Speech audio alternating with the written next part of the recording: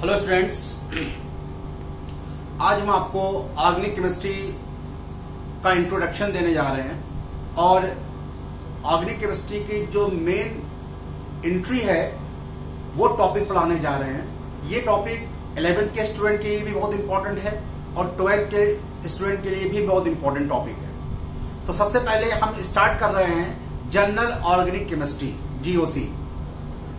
General organic chemistry में आप ये पढ़ेंगे कि कैसे ऑर्गेनिक केमिस्ट्री में क्या क्या इफेक्ट हैं जो प्रोडक्ट पर या किसी रिएक्शन में इफेक्ट डाल सकते हैं, कि कैसे किसी ऑर्गेनिक कंपाउंड की एसिडिटी इफेक्टेड होती है, किस तरह से आप बेसिसिटी को डिस्क्राइब करोगे, किस तरह से बेसिसिटी इफेक्टेड होती है, किस तरह से इलेक्ट्रॉनों का मूवमेंट होता है, किसी ग्रुप के आ जाने से किस तरह इलेक्ट्रॉन मूव करते हैं या इलेक्ट्रॉन किसी चेन में चले जाते हैं, किस तरह से हम किसी को एसिडिक कहेंगे, मोर एसिडिक कहेंगे और किसको लेस एसिडिक कहेंगे, किसको मोर बेसिक कहेंगे और किसको लेस बेसिक कहेंगे। ये सब हम डिस्कस करेंगे जनरल ऑर्गेनिक केमिस्ट्री में।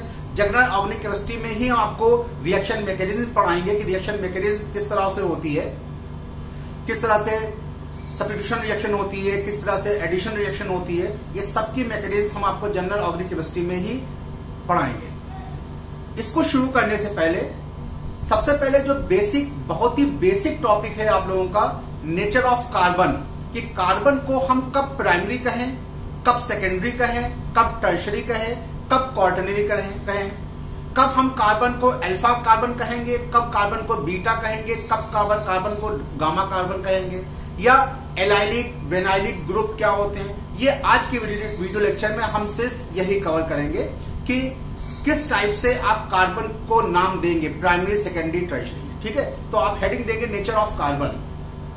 सबसे पहले आप हेडिंग देंगे नेचर ऑफ कार्बन। जीओसी में सबसे पहले, जनरल ऑर्गेनिक केमिस्ट्री में सबसे पहले आप हेडिंग देंगे नेचर ऑफ कार्बन।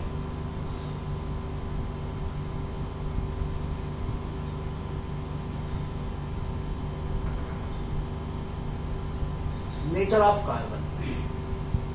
देखिए, नेचर ऑफ कार्बन में आप कितने टाइप के नाम आपके सामने आएंगे ऑर्गेनिक केमिस्ट्री में। जैसे हम कहते हैं primary carbon atom. Nature of carbon में पहली heading the primary carbon atom. Primary carbon atom,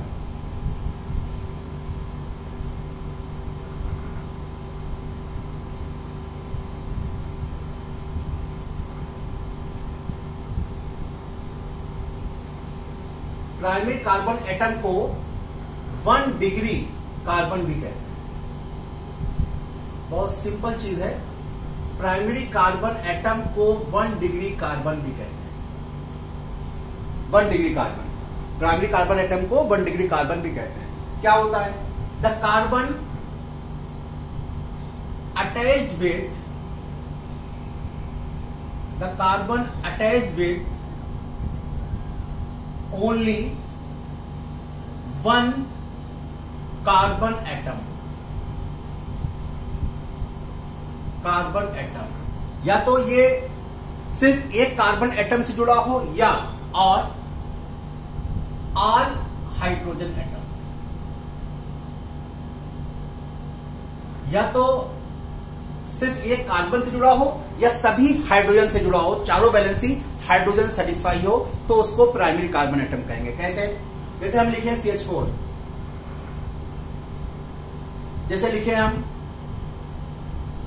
CH3, जैसे लिखे हम, देखिए इसमें कार्बन एटम चारों वैलेंसी हाइड्रोजन से सेटिस्फाई है, तो इस कार्बन को हम प्राइमरी कार्बन कहेंगे। इस कार्बन को हम प्राइमरी कार्बन कहेंगे। इसमें आइए, इसमें ये कार्बन सिर्फ एक सिंगल कार्बन से जुड़ा हुआ है। ये कार्बन सिर्फ एक सिंगल कार्बन से जुड़ा हुआ है, तो ये प्राइमरी कार्बन होगा, इसे कहेंगे 1 डिग्री कार्बन। और ये भी कार्बन देखिए, ये भी सिर्फ एक ही कार्बन से जुड़ा हुआ है, तो इसे भी कहेंगे प्राइमरी कार्बन एटम। समझ में आ गया? Carbon attach with only 1 carbon atom या all hydrogen atom are known as primary carbon atom, तो इसे कहेंगे प्राइमरी कार्बन एटम। इसका स्क्रीनशॉट ले लें। अब secondary carbon,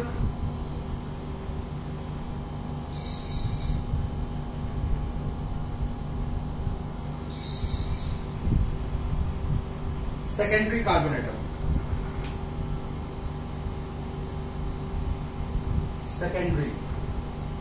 secondary carbon atom को 2 डिग्री कहते हैं। सेकेंडरी कार्बन एटम को 2 डिग्री कार्बन कहते हैं। Carbon attach with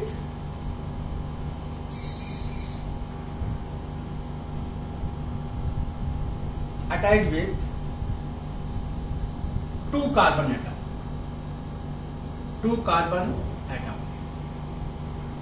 are known as secondary carbon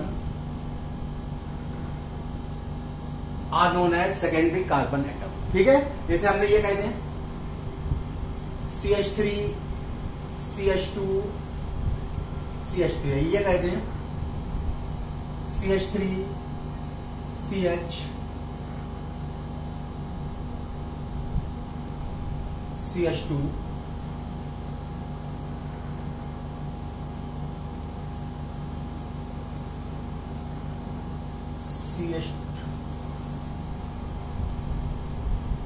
CH3 CH2 CH2 CH3। देखिए ये कार्बन एटम सिर्फ एक कार्बन से जुड़ा हुआ है, तो ये होगा प्राइमरी कार्बन एटम। ये कार्बन एटम भी एक कार्बन से जुड़ा हुआ है, तो ये भी प्राइमरी कार्बन एटम होगा। ये देखिए ये कार्बन 2 कार्बन से जुड़ा हुआ है, तो ये होगा सेकेंडरी कार्बन एटम। ठीक है, इसी तरह इसमें आइए, इसमें ये कार्बन एटम सिर्फ एक कार्बन से जुड़ा हुआ है, प्राइमरी। ये कार्बन एटम सिर्फ एक से जुड़ा हुआ है, प्राइमरी। ये कार्बन एटम इससे जुड़ा हुआ है और इससे जुड़ा हुआ है, तो ये सेकेंडरी। ये कार्बन एटम में देखिए ये कार्बन एटम इससे भी जुड़ा हुआ है, इससे जुड़ा हुआ है, तो ये भी सेकेंडरी। तो इस कंपाउंड में 2 प्राइमरी कार्बन एटम है, 2 सेकेंडरी कार्बन एटम है। ठीक है, third tertiary carbon atom. Tertiary को 3 डिग्री कार्बन भी कहते हैं। टर्शियरी कार्बन एटम या 3 degree carbon atom, 3 degree carbon atom. इसी तरह carbon attach with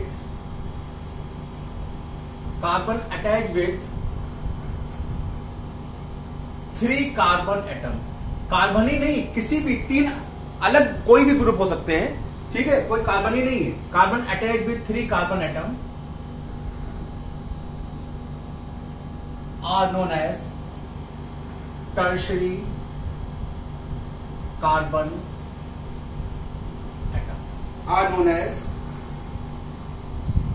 tertiary carbon atom. ठीक है, जैसे ये कंपाउंड है,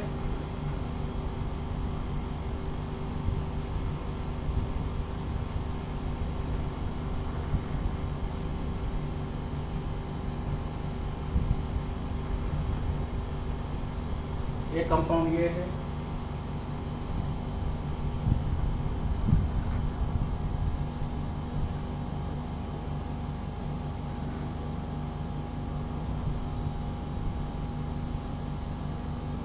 इसे पहचानना है कौन प्राइमरी, कौन सेकेंडरी, कौन टर्शियरी। देखिए ये कार्बन एक से जुड़ा हुआ है, प्राइमरी। ये कार्बन भी एक से जुड़ा हुआ है, प्राइमरी। ठीक है, अब ये कार्बन देखिए, इस कार्बन की बात कीजिए, इस कार्बन की। ये कार्बन एक इससे जुड़ा हुआ है, फिर ये कार्बन एक इससे जुड़ा हुआ है और इससे जुड़ा हुआ है, तो ये क्या हो गया? टर्शियरी कार्बन एटम, टर्शियरी हो गया। ये कार्बन एटम भी 3 से जुड़ा हुआ है, एक इधर जुड़ा हुआ है, एक इधर जुड़ा हुआ है 2, एक ऊपर जुड़ा हुआ है 3, तो ये भी क्या होगा? Tertiary carbon atom. ऊपर वाला सिर्फ एक से जुड़ा हुआ है, तो ये क्या होगा? Primary carbon atom. इसमें सेकेंडरी नहीं है। इसमें देखिए ये इससे जुड़ा हुआ है, प्राइमरी। ये कार्बन एटम इससे भी जुड़ा हुआ है, इससे भी जुड़ा हुआ है, तो ये क्या होगा? सेकेंडरी। ये कार्बन एटम 3 से जुड़ा हुआ है, तो ये हो जाएगा टर्शियरी। ये कार्बन एटम 2 से जुड़ा हुआ है, तो ये होगा सेकेंडरी। ये कार्बन एटम 1 से जुड़ा हुआ है, तो ये होगा प्राइमरी। और ये कार्बन एटम भी 1 से जुड़ा हुआ है, तो ये होगा प्राइमरी। तो इस कंपाउंड में टोटल कितने प्राइमरी हैं? 2 प्राइमरी हैं, 2 प्राइमरी हैं, 2 सेकेंडरी हैं, 2 सेकेंडरी हैं एक टर्शरी है, एक टर्शरी है, दो प्राइमरी कितने हैं? प्राइमरी है 1 2 3 प्राइमरी है, 3 प्राइमरी है, 2 सेकेंडरी है, एक टर्शरी है। ठीक है, बात समझ में आ रही है? बात समझ में आ रही है? ठीक है, ओके, स्क्रीनशॉट ले सकते हैं।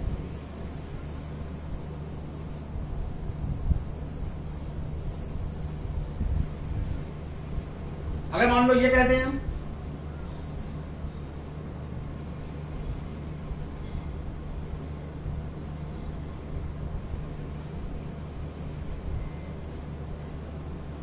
ये कह दें, अब कार्बन क्या होगा? देखो, ये कार्बन एटम एक कार्बन से जुड़ा हुआ है तो ये क्या होगा? प्राइमरी। ये कार्बन एटम भी एक से जुड़ा हुआ है तो ये हो जाएगा प्राइमरी कार्बन। ठीक है, ये भी हो जाएगा primary carbon. Next,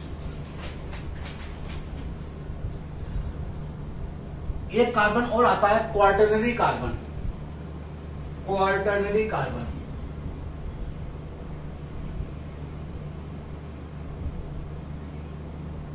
quaternary carbon, इसे 4 डिग्री से दिखाते हैं।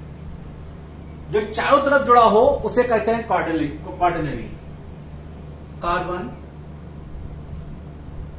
Attach with 4 group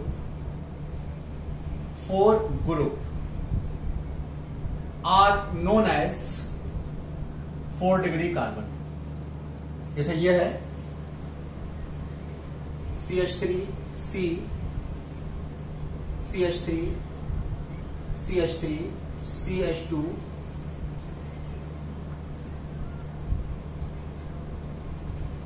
CH3 CH2 CH CH3 CH3 CH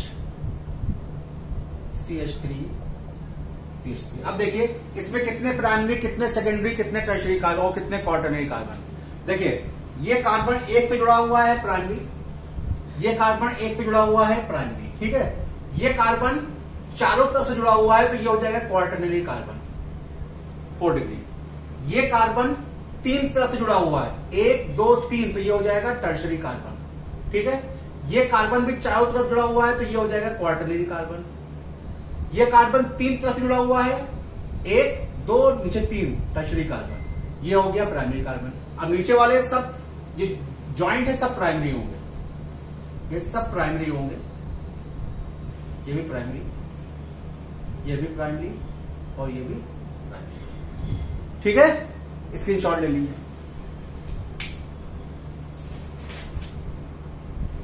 ठीक है, अब एक टर्म और इस्तेमाल होता है आपके, बहुत ज्यादा इस्तेमाल होता है, alpha carbon, beta carbon, gamma carbon. Alpha, beta, gamma carbon, ये भी पढ़ लीजिए क्योंकि ये ऑर्गेनिक केमिस्ट्री में बहुत यूज होता है। Alpha emission, beta emission, gamma emission organic chemistry में ये बहुत यूज होता है, तो इसको ही पढ़ लीजिए। देखिए जैसे कोई कंपाउंड दे दिया जाए CH2 CH2 CH2 Cl, या ये कंपाउंड दे दिया जाए CH3C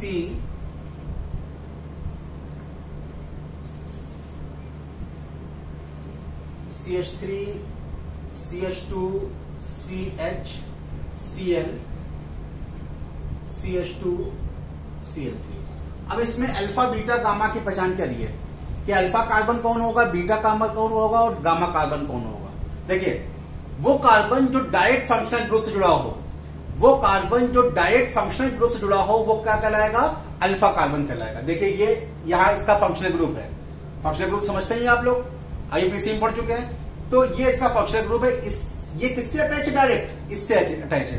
तो जो कार्बन डायरेक्ट फंक्शनल ग्रुप से जुड़ा होगा उसे कहेंगे अल्फा कार्बन।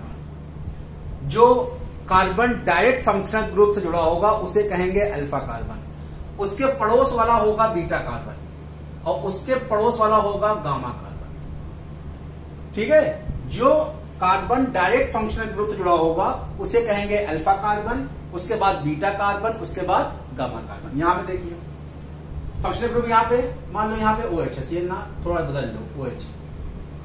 अब कार्बन जो फंक्शनल ग्रुप से जुड़ा हुआ है ये तो हो जाएगा अल्फा, ये अल्फा हो जाएगा, और उसके पड़ोस वाला क्या हो जाएगा, बीटा हो जाएगा, और उसके पड़ोस वाला क्या हो जाएगा, गामा हो जाएगा। उधर आइए, अब अल्फा के पड़ोस में ये भी तो है, तो ये भी क्या होगा, बीटा कार्बन होगा, और ये क्या होगा, गामा कार्बन। ठीक है, समझ में आ रही बात, अल्फा बीटा गामा कार्बन समझ लो, क्योंकि ऑर्गेनिक केमिस्ट्री में यूज होने वाला है इसका, कि किस तरह से अल्फा एमिशन होगा, कौन सा बीटा एमिशन होगा, कहां से गामा एमिशन होगा, अल्फा हाइड्रोजन कहां से निकलेंगे। ठीक है, और ये कार्बन की बात हो गई, और जो अल्फा कार्बन से जुड़े हुए हाइड्रोजन होते हैं उसे कहते हैं alpha hydrogen.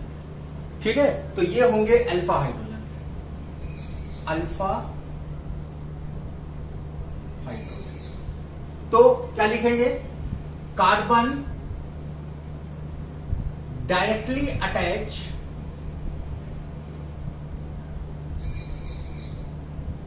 attached to functional group are known as alpha carbon,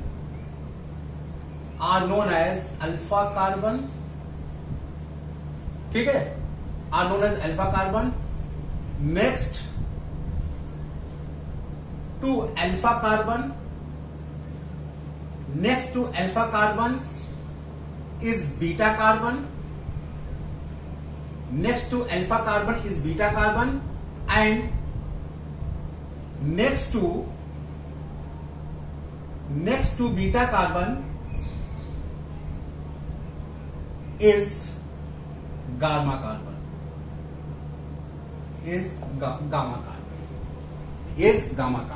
और hydrogen attached to alpha carbon is known as alpha hydrogen,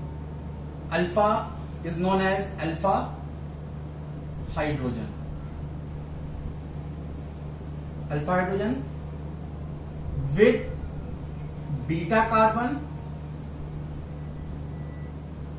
is known as beta hydrogen. ठीक है, स्क्रीनशॉट ले लें इसका।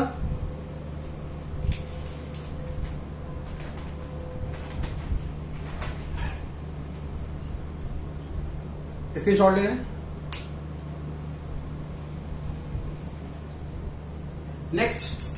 अब नेक्स्ट ग्रुप हम पढ़ने जा रहे हैं,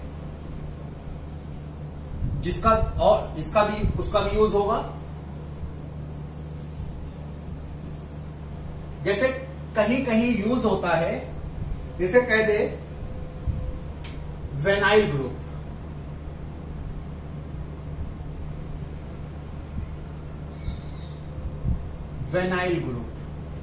ये क्या होता है, देखिए विनाइल ग्रुप क्या होता है।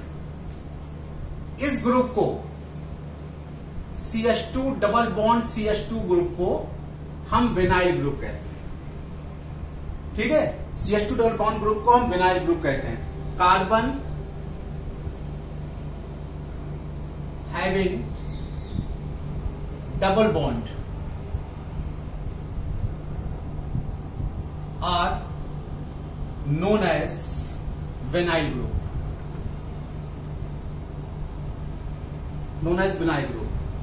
It is sp2 hybridized.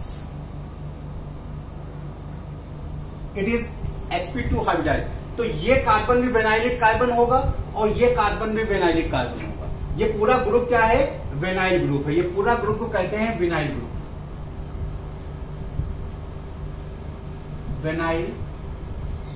इस पूरे ग्रुप को कहते हैं विनाइल ग्रुप। अब मान लीजिए, समझ बात आ गई, विनाइल ग्रुप। अब मानिए इस तरह से लिखा हो, एक हाइड्रोजन रिप्लेस हो जाए और यहां पे Cl आ जाए, या एक हाइड्रोजन रिप्लेस होके यहां पे OH आ जाए, ठीक है। तो क्या नाम होगा इसका? नाम होगा विनाइल क्लोराइड, विनाइल क्लोराइड, और इसका नाम होगा विनाइल एल्कोहल, इसका नाम होगा विनाइल एल्कोहल। याद रखिए, आपको ये काम आने वाला है विनाइल एल्कोहल। इस तरह हो जाए,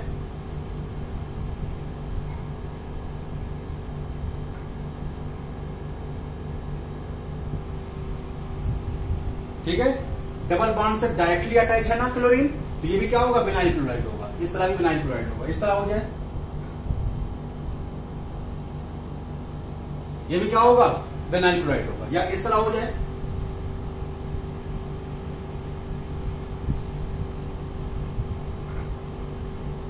इस तरह हो जाए। ये बेंजीन नहीं है, ये साइक्लोहेक्सीन है। बेंजीन में रिंग क्या होता है? अल्टरनेट डबल बॉन्ड और सिंगल बॉन्ड होते हैं। ये साइक्लोहेक्सीन है, ठीक है। ये भी क्या होगा? विनाइल एल्कोहल होगा। ये क्या होगा? विनाइल क्लोराइड होगा। ये क्या होगा? Vinyl alcohol. ये कॉमन नेमिंग है, आईयूपीएससी नेमिंग। कभी कभी कॉमन नेमिंग में क्वेश्चन पूछ लेता है, ठीक है। Reaction of vinyl chloride, reaction of vinyl alcohol, ठीक है। तो ये ख्याल रखिएगा कि जो ग्रुप डायरेक्टली जुड़ा होगा डबल बॉन्डेड कार्बन से, तो वो विनाइल, ये पूरा ग्रुप क्या कहलाता है? इस ग्रुप को हम विनाइल ग्रुप कहते हैं। इस ग्रुप को हम विनाइल ग्रुप कहते हैं। और विनाइलिक कार्बन जो होगा वो sp2 हाइब्रिडाइज होगा। याद रखिए, sp2 हाइब्रिडेशन समझते हो ना? इस कार्बन के पास ये एक सिग्मा एक पाई और एक ये हाइड्रोजन और एक ये क्लोरीन, तो टोटल कितनी हाइब्रिडेशन हो जाएगी? कितने सिग्मा बॉन्ड बनेंगे? 3 सिग्मा बॉन्ड बना रहा है, तो हाइड्रोजन क्या होगी? sp2 हाइब्रिडाइज होगी, ठीक है। sp2 हाइब्रिडेशन होगा, ये होगा विनाइलिक ग्रुप। उसके बाद आता है आपका एलाइलिक ग्रुप। ये सब बहुत ही इंपॉर्टेंट चीज है। एलाइलिक ग्रुप,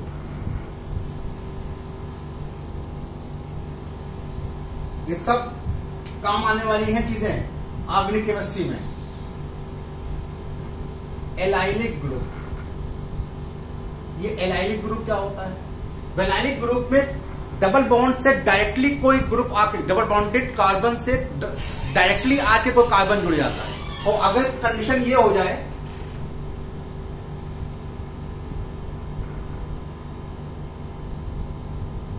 ये कंडीशन हो जाए, अब ऐसा कार्बन, डबल बॉन्डेड कार्बन, ये क्या हो गया? ये तो विनाइलिक ग्रुप हो गया, ये विनाइलिक ग्रुप हो गया, ठीक है।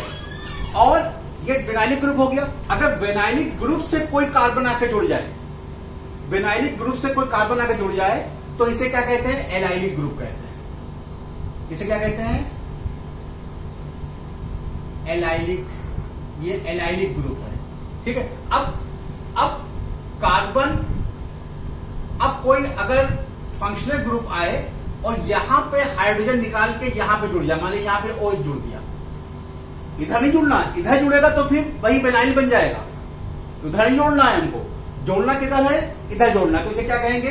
एलाइलिक, एलाइल एल्कोहल, इसे कहेंगे एलाइल एल्कोहल। तो ये पोजीशन जो होगी, और एलाइलिक में जो कार्बन होता है वो sp3 हाइब्रिडाइज होता है, ठीक है। sp3 हाइब्रिडाइज होता है। अगर डबल बॉन्डेड कार्बन से कोई कार्बन जुड़ा हो, डबल बॉन्डेड कार्बन से कोई कार्बन जुड़ा हो, तो वो एलाइलिक पोजीशन कहलाती है, ठीक है। Carbon attached with carbon, carbon attached with carbon having double bond, having double bond are known as allylic carbon, are known as allylic carbon, ठीक है। कार्बन ऐसे कार्बन जुड़ा हुआ है जिसके पास डबल बॉन्ड है। कार्बन ऐसे कार्बन के पास जुड़ा हुआ है, ऐसे कार्बन से जुड़ा हुआ है जिसके पास डबल बॉन्ड है, तो ये पोजीशन क्या कहलाएगी? एलाइलिक पोजीशन कहलाएगी। ये कहलाएगी एलाइलिक पोजीशन। या तो ऐसा लिखा हो, एलाइलिक पोजीशन कहां आएगी? ये एलाइलिक पोजीशन आएगी, ये एलाइलिक पोजीशन होगी,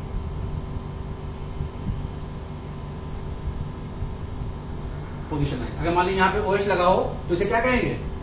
एलाइल एल्कोहल कहेंगे, इसे कहेंगे एलाइल एल्कोहल। अगर ये आ जाए क्या कहलाएंगे? इसको एलाइल क्लोराइड कहलाएंगे। तो वेनाइल में वेनाइल ग्रुप क्या होता है? CH2 ग्रुप वेनाइल ग्रुप होता है। उससे कोई अगर कार्बन से कोई हाइड्रोजन रिप्लेस करके खुद जुड़ जाए तो वो वेनाइल ग्रुप बन जाता है। और एलाइल में कार्बन ऐसे कार्बन से जुड़ा होता है जिसके पास डबल बॉन्डेड कार्बन है, जिसके पास डबल बॉन्ड है, तो वो कंडीशन क्या होगी? एलाइल। ये सब यूज होना है ऑर्गेनिक केमिस्ट्री में, बहुत अच्छे से तैयार कर लो। ये सब यूज होना है आपकी ऑर्गेनिक केमिस्ट्री में। Allylic carbonium ion, vinylic carbonium ion, कौन स्ट्रांग होता है, एलाइलिक पोजीशन स्ट्रांग होती है कि वेनाइलिक पोजीशन स्ट्रांग होती है, ये सब यूज होना है आपकी ऑर्गेनिक केमिस्ट्री में। इसे बहुत ही अच्छी तरह से ये तैयार कीजिएगा, स्क्रीनशॉट लें।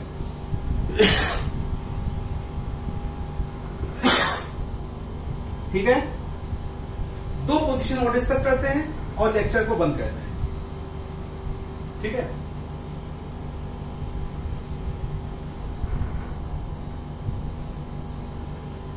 Next aryl group.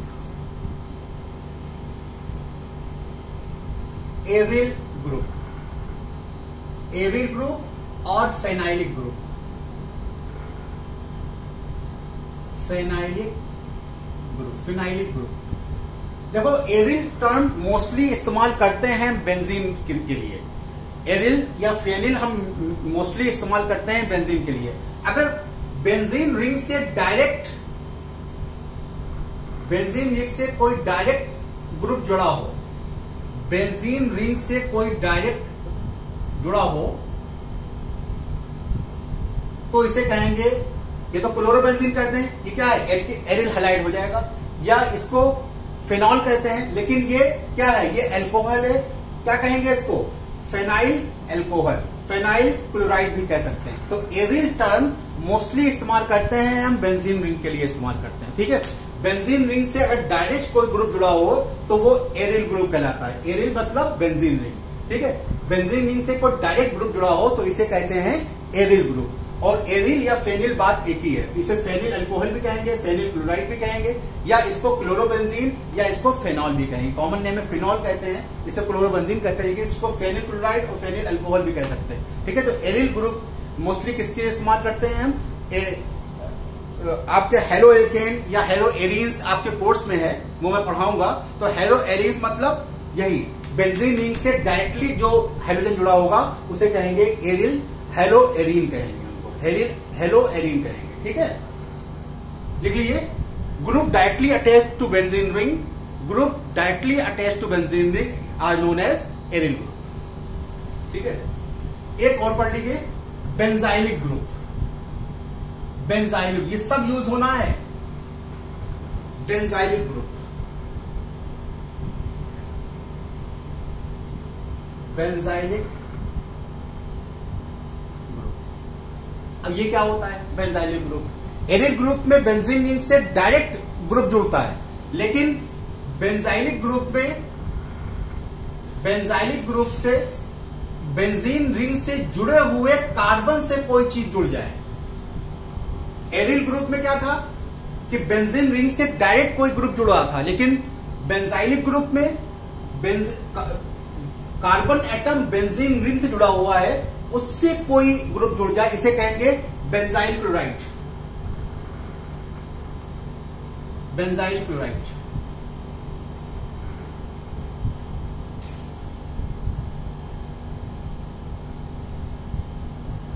Benzyl alcohol, इसे क्या कहेंगे? Benzyl alcohol. ठीक है,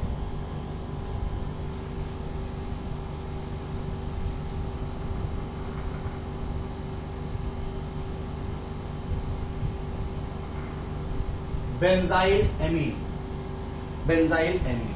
ठीक है, चलिए ठीक। हाँ, एक चीज हम भूल रहे हैं, वो देखिए, जो प्राइमरी सेकेंडरी टर्शरी है वो सिर्फ कार्बन के लिए इस्तेमाल आप नहीं कर सकते, सबके लिए इस्तेमाल कर लेंगे। जैसे हम ये जो ग्रुप जुड़े हैं, जैसे हमने ये लिखा CH3NH2, या हम लिख दें CH3 NCH3H ये लिख दें, या हम ये लिख दें CH3NCH3CH3 वही चीज इस्तेमाल होगी। इसमें नाइट्रोजन एक कार्बन से जुड़ा हुआ है तो इसे कहेंगे प्राइमरी एमीन, इसे कहेंगे प्राइमरी एमीन। इसमें नाइट्रोजन दो कार्बन से जुड़ा हुआ है तो इसे कहेंगे सेकेंडरी एमीन। और ये टर्शरी एमीन। तो ये खाली कार्बन के लिए नहीं, सबके लिए इस्तेमाल हो सकती है। कोई हार्ड एंड फास्ट रूप नहीं, सिर्फ कार्बन के लिए इस्तेमाल हो। ठीक है, प्राइमरी सेकेंडरी टर्शरी एमीन। तो यहां पे ये इंट्रोडक्शन था ऑर्गेनिक केमिस्ट्री का। अब दूसरे वीडियो लेक्चर में आपको जो मिलेगा वीडियो लेक्चर, वो इंडक्टिव इफेक्ट पे होगा। इंडक्टिव इफेक्ट क्या होता है, वो कैसे इफेक्ट करता है, कैसे डीलोकलाइजेशन होता है सिग्मा इलेक्ट्रॉनों का, असली आपकी जीओसी हम नेक्स्ट वीडियो लेक्चर शुरू करेंगे। तो इसको रिवीजन कीजिए, अच्छे से रिवीजन कीजिए। ये सारी बातें आपकी ऑर्गेनिक केमिस्ट्री में काम आने वाली हैं। Thank you so much.